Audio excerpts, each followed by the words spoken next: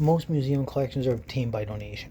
Very few have acquisition budgets, but it depends on the sponsoring body. It might be possible to purchase an artifact for a collection if it's deemed significant to the mandate. Museum creators look to control their collections using accession numbers for the artifacts they collect. The accession number is a unique number assigned to an item, which can be traced back to the donor. In museums, the accession number or the provenance or where the artifact originated begins with the donor. The accession number doesn't identify a location where the item is stored or provided. Instead, it's used to link the item to the paperwork about it and the information about the donor. Archival material can be found in both libraries and museums. In library special collections or local history rooms have similar materials. The main difference is the use of the library catalog and the rules which apply to the archival material. While the Dewey system and Library of Congress system don't have specific numbers for archival collections, libraries often incorporate these materials into some sort of catalog. If an archival collection is associated with a museum, then each paper documented is treated as an artifact. In cases where large collections of paper items have been donated to a museum, like letters, each letter is assigned its own accession number.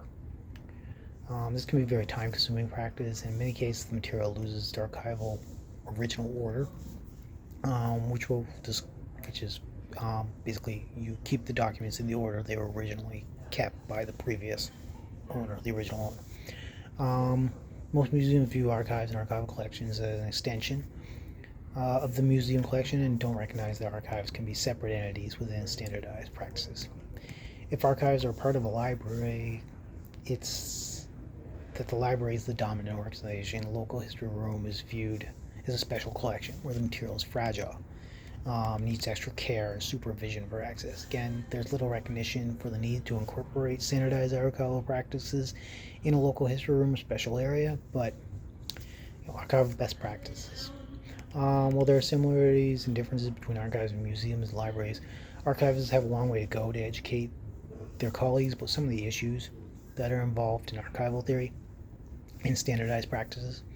At the same time, the bottom line is that each and every institution, the professionals that look after material, are the custodians of what they're caring for, and most do what they can to ensure the protection of the material for future generations.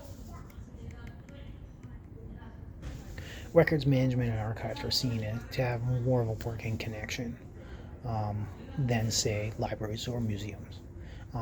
But that's for another day.